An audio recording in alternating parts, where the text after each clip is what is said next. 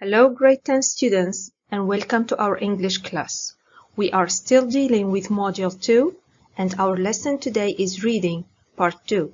So please get your student books ready, pages 20 and 21, and your workbook ready on page 23. In this lesson we have three objectives. Number 1, identify the outline of a story through using a story map. Number 2, retell a story using the first person singular. And number 3, examine 9 sentences to choose the most suitable vocabulary item through context. Now try to remember, what was the previous reading lesson about? Pause for a while to remember. Let's share answers. Yes, it was about 3 newspaper clippings telling the stories of 3 men who survived in extreme conditions. Now try to remember what was each text about. The following pictures may refresh your memory. So pause the video and try to remember. Let's share answers. Yes, text A was about a hiker who spent 4 days crawling through the desert with a broken leg. Text B was about a man who was trapped in his car and spent 2 months under snow. And text C was about someone who survived tsunami and was found in the sea. Now move to activity E, your student book, page 21. Imagine you are Rizal and retell the story from extract C. Remember to make the necessary changes while using the first person singular I, as you're going to talk about yourself. So, the subject pronoun he turns into I, the object pronoun him turns into me, and possessive adjective his turns into my.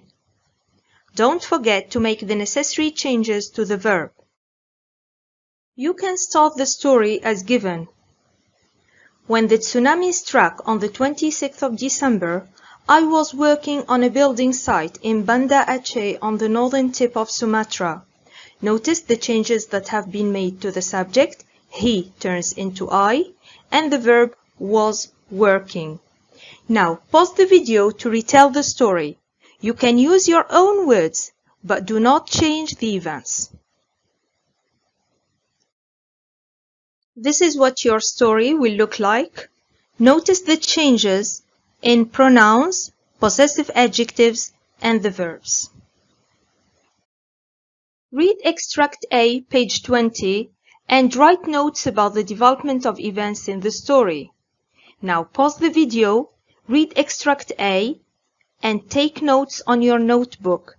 Remember to keep the events in chronological order. Let's share answers. So the first event. Yes, while he was climbing, Amos Richards fell and broke his leg. Then, exactly, he had to drag his body through the desert. After that, yes, Richards tried to follow his footprints back to his car. Then, the National Park Rangers realized he was missing. Later, Richards was spotted by a helicopter and he used the flash on his camera to attract attention. Finally, he was taken to Moab Regional Hospital. Now move to activity F in your student book, page 21. Represent the development of the events of the story in extract A in the form of a story map in your workbook, page 23. This is the story map in your workbook, page 23. So in the introduction, you need to describe the scene. You have the setting, where, place, and when, the time. Then you introduce the major characters. In the main part of the story, you are going to narrate the story or tell the story. So it's composed of 3 main phases. The first phase is the rising action, how the story started and what happened first. Then you move to the climax, which is the peak of the story, where the situation gets more and more complicated. Then falling action, where the problems start to be solved. After that, you have the conclusion, the end of the story, where you describe the end of action, feelings, and the lesson learned. Now pause the video and try to complete the map. Let's share answers. In the introduction, you're going to describe the setting. So, the place is Utah Desert, Canyonlands National Park, Little Blue John Canyon. And the time? On Monday after spending 4 days crawling in the desert. Who is the main character or major character? Amos Richards, 64. Now the main part deals with narrating the story with its 3 parts: rising action, climax, and falling action. Then the conclusion, the ending of the story. Vocabulary time. Look at this set of pictures and try to match them with the appropriate words from the box. The words we have are injure, hurt, and harm. Though these words may seem to have the same meaning at a first glance, you should notice that each one of them is used differently according to the context. Let's try to do the first one together. Look at the boy, he's holding his leg because it hurts. Very good. So hurt means to cause physical or moral pain to somebody or to yourself. Now pause the video and try to match the remaining words with the pictures. Let's share answers. The second picture shows harm. Very good. The sign refers to something harmful or dangerous. Excellent. And harm means to have a bad effect on somebody or something. Picture 3 shows injure. Very good. And injure means to harm yourself or somebody else physically, especially in an accident or an attack. Let's practice. Complete the sentences using the appropriate words from the box. The words we have are hurt, harmful, and injuries. Remember to look for clues in the sentences to find the correct answer. Let's do the first one together.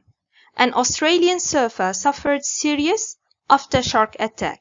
The clues in the sentence are suffered and shark attack. So when someone is a victim of a shark attack, he will certainly have serious injuries. So the word injuries is a plural noun. The singular noun is injury, derived from the verb to injure, and the past tense is injured. Now pause the video and think about the 2 remaining sentences. Let's share answers. Sentence 2. Your teeth because you ate so many sweets. What are the clues in this sentence? Excellent. Ate so many sweets. So when you eat so many sweets, your teeth hurt. And hurt is a verb. The past tense is hurt too. Now, sentence number 3.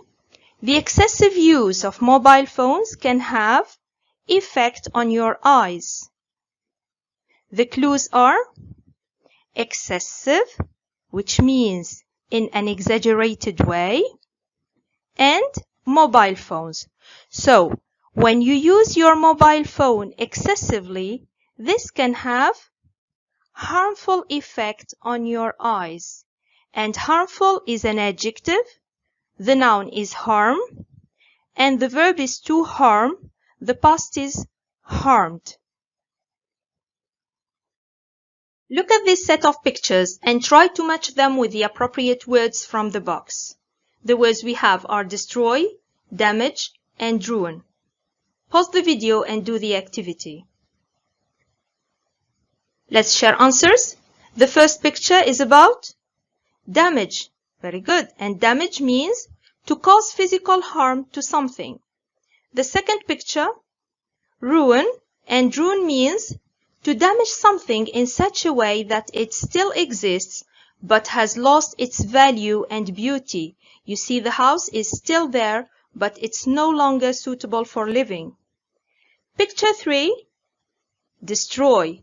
And destroy means to damage something so badly that it no longer exists or works. You see, the house is completely destroyed.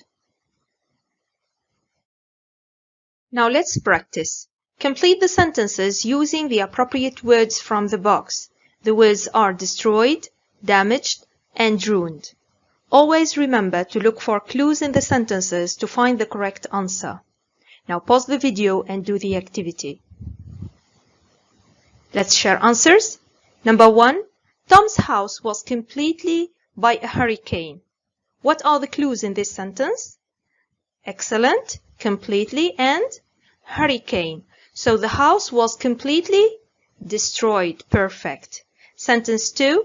The bad news of our friend's accident, the party. What are the clues here?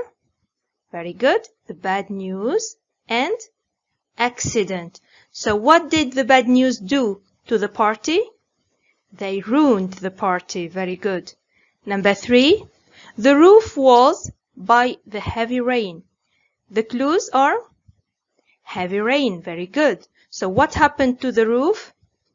It was damaged. The roof was damaged by the heavy rain. Very good. Let's do this activity. Complete the sentences using the appropriate words from the box. The words we have are carry, drag, and pulled.